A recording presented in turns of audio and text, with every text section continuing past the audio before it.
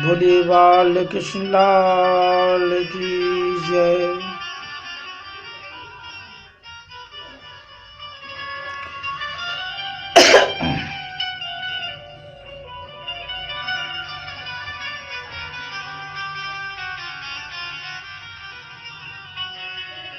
प्रथम स्कंद के 14वें अध्याय में प्रवेश करते हैं। अर्जुन के द्वारका से वापस आना एवं युधिष्ठिर द्वारा द्वारकाधीश श्री कृष्ण का कुशल क्षेम पूछा जाना।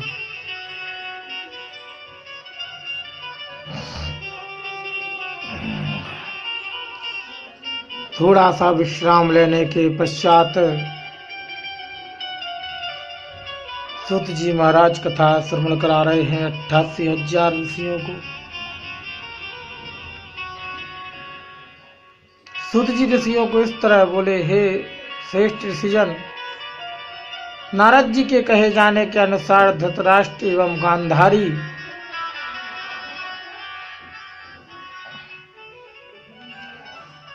ने 7वें दिन अपने पंचभूतों से बने नश्वर शरीर का त्याग कर दिया। तब विदुर जी ने उनका अंतिम संस्कार किया और उनकी आत्मा की शांति के लिए तीर्थ यात्रा पर निकल गए। इस तरह नारद जी से ज्ञान प्राप्त कर धर्मराज युधिष्ठिर को सांसारिक सुखों से विरक्ति हो गई और दिन रात प्रभु के चरणों की भक्ति करने में लीन रहने लगे। उन्हीं दिनों प्रभु ने मुरली मनोहर गोलोक को प्रस्थान किया। उसके प्रस्थान करते ही युधिष्ठिर को कलयुग के आगमन के लक्षण दिखाई देने लगे। मनुष्यों के स्वभाव में परिवर्तन आ गया।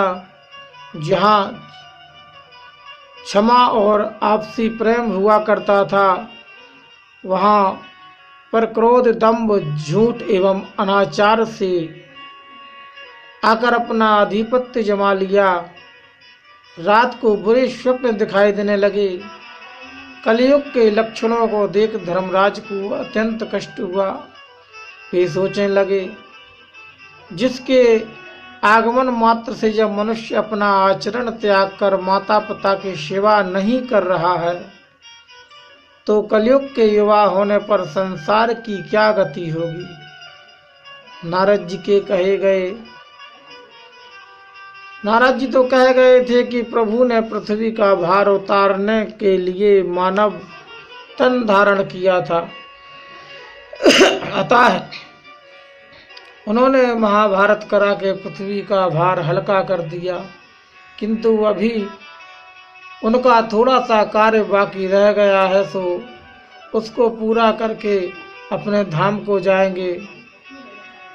अब यह मालूम हो रहा है कि प्रभु मुरली मनोहर अपना यह काम पूरा कर चुके हैं। प्रभु की कृपा से हमें राजगद्दी प्राप्त हुई, किंतु उनके बिना अब मुझे अपशकुन दिखाई दे रहे हैं। मेरा कलेजा कांप रहा है, मेरी बाईं आंख फड़फड़ा रही है। प्रातःकाल सियार रोते हैं, रात को उल्लू बोलते हैं। धर्मराज युधिष्ठिर अपने भाई भीमसेन से कहने लगे, हे भ्राता, पृथ्वी कंपायमान हो रही है। थोड़े से बादल होने पर भी बिजली कड़कती है। सूर्यदेव कांतिहीन हो रहे हैं। नदी नालों के जल पहले की तरह नहीं बहते। बछड़े गौ का दूध प्रसन्नता से नहीं पी रहे हैं। अग्निदेव पहले की तरह प्रसन्नता पूर्वक आहुति नहीं ले रहे। मूर्तियों से पसीना निकलता है। साधु महात्माओं का ध्यान हरि भजन में नहीं लगता। हस्तिनापुर में किसी घर से मंगलचार होने का स्वर्ग सुनाई नहीं देता। मुझे ऐसा प्रतीत होता है कि प्रभु श्री कृष्ण जी मृत्यु लोक को त्याग कर वैकुंठ धाम को प्रस्थान कर गए। भीमसेन से युधिष्ठिर की इस तरह की बातें कर ही रहे थे कि गांडीवधारी अर्जुन का आगमन हुआ। वे अत्यंत विकल जान पड़ते थे। उनके चेहरे पर उदासी के चिन्ह दिखाई दे रहे थे। आते ही धर्मराज को प्रणाम किया। जिस समय प्रभु अपने धाम को पधार रहे थे उस समय अपने दारुक सारथी द्वारा अर्जुन को यह समाचार भिजवाया कि तुम द्वारकापुरी में समस्त विधवा स्त्रियों एवं बच्चों वृद्ध पुरुषों को लेकर हस्तिनापुर चले जाना। इसलिए द्वारकापुरी से सब धन संपत्ति लेकर यादवों समेत अर्जुन हस्तिनापुर आ रहे थे कि रास्ते में भीलों ने सब लूट लिया। जिस गांडीव की टंकार सुनकर दुश्मन दहल जाते थे, जिस गांडीव ने भीष्म पितामह कर्ण एवं द्रोण जैसे महारथियों को मृत्यु सेज पर सुला दिया, वही गांडीव भीलों का कुछ ना बिगाड़ सका। वे समस्त धन लूट ले गए। इससे ज्ञात होता है कि संपूर्ण पराक्रम मुरली मनोहर घनश्याम का था, जिनके बल पर वह महाभारत के युद्ध में अर्जुन को विजयश्री मिली थी। अतः हे भ्राताश्री, प्रभु के प्रस्थान करने से मेरा और मेरे गांडीव का बल जाता रहा।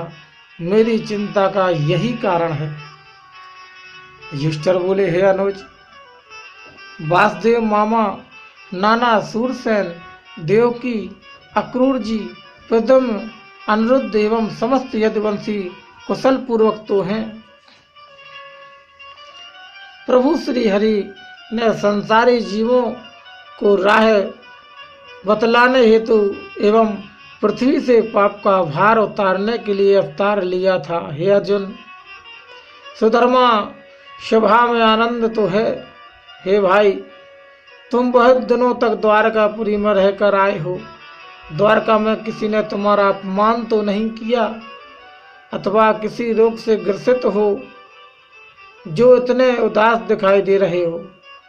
तुमने किसी महात्मा अथवा ब्राह्मण का अपमान तो नहीं किया अथवा शरणागत की रक्षा ना कर सके किसी छोटे मनुष्य से लड़ाई में हार तो नहीं गए, या तुमने कोई अनैतिक कार्य हो गया है जिससे तुम उदास हो रहे हो।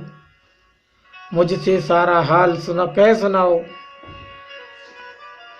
कहीं ऐसा तो नहीं कि मुरली मनोहर सुखनिदान मृत्यु लोक छोड़कर गोलोक के लिए प्रस्थान कर गए।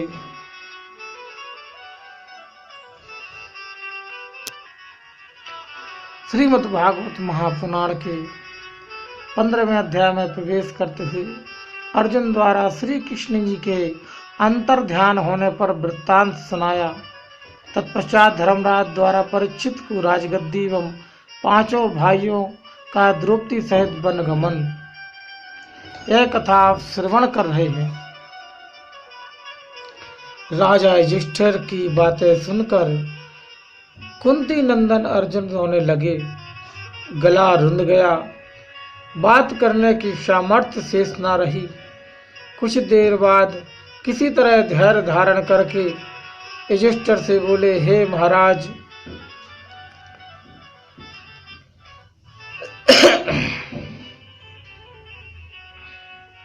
प्रभु हमको असहाय छोड़कर एवं स्वयं वैकुंठ धाम को चले गई। मैं उनको अपने मामा का पुत्र अर्थात अपना भाई ही समझने की मूर्खता करता रहा।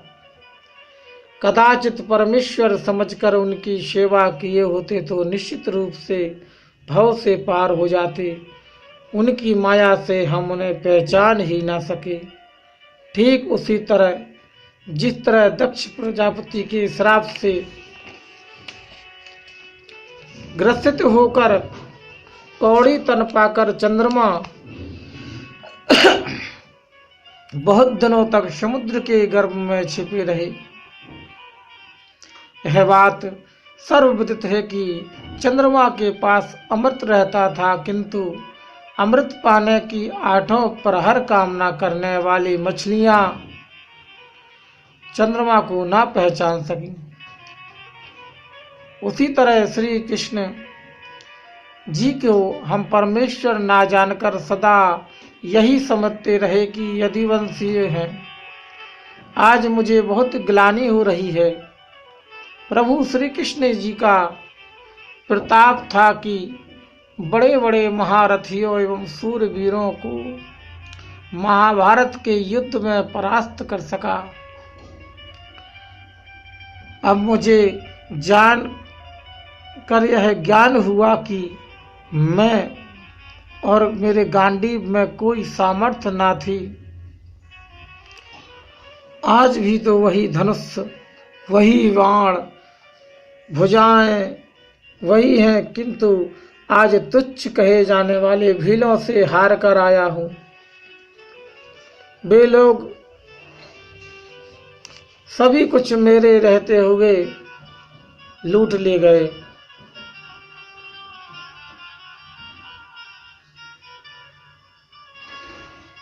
और मैं कुछ ना कर सका।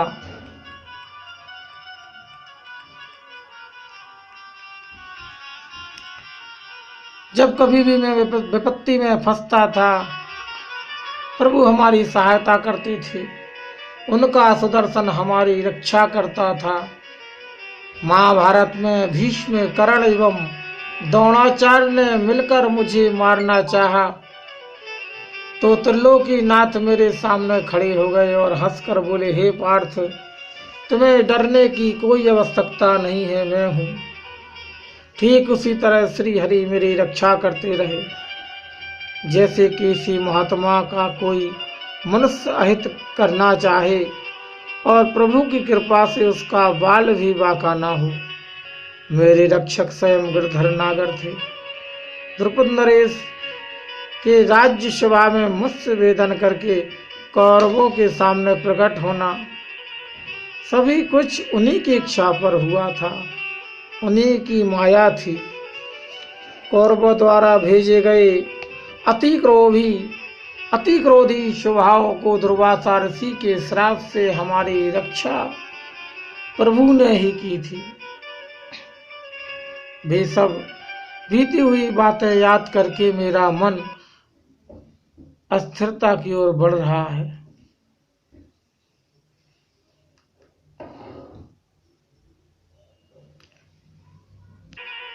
हे बड़े भाई,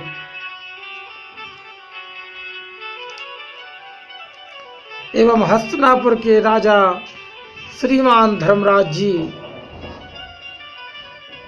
मैं और प्रभु एक ही थाली में भोजन करके एक ही